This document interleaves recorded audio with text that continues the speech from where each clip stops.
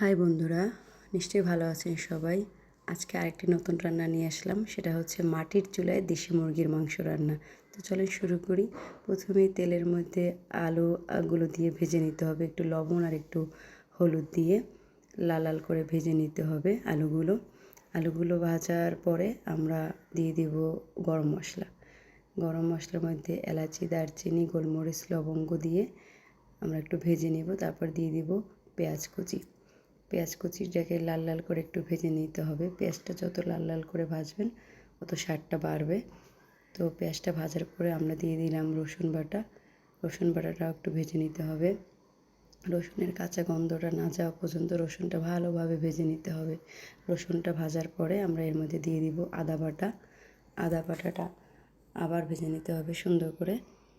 ভাজা হয়ে গেলে এরপর আমরা দিব জিরা বাটা মশলার রান্নার স্বাদ কিন্তু সত্যিই খুব অসাধারণ হয়।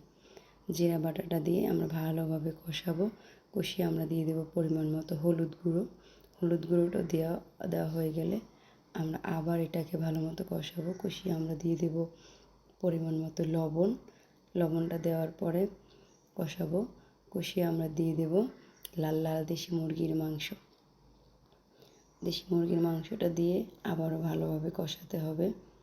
কিছুক্ষণ নেড়ে চেড়ে ভালোভাবে কষিয়ে দেখবেন যে যখন তেলটা উঠে আসবে তখন কষানো হয়ে যায়, বাট তেলটা না ওঠা পর্যন্ত কিন্তু খুব সুন্দর করে কষাতে হবে।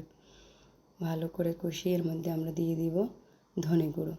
মুরগির মাংসে একটু বেশি করে ধনে গুঁড়ো দিতে হয়, তাহলে মুরগির মাংসের একটা আলাদা স্মেল আসে। এরপর দিয়ে দিলাম পরিমাণ মতো লঙ্কার গুঁড়োটা একটু সবার লাস্টে দিতে হয়, তাহলে কালারটা ভালো থাকে। দিয়ে কষিয়ে দিয়ে দেবো ভাজা আলুগুলোর সাথে মাংসটাকে খুব ভালো করে কষাতে হবে। যত কষাবেন রান্নার স্বাদ তত ভালো হবে। ভালো করে কষাবেন, তেল না উঠে আসা পর্যন্ত মাংসটা কিন্তু কষাতে হবে।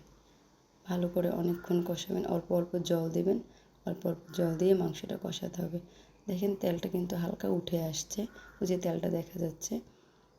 দেশি মুরগি তো একটু শক্ত হয়, তাই একটু বেশি করে কষাতে হয়।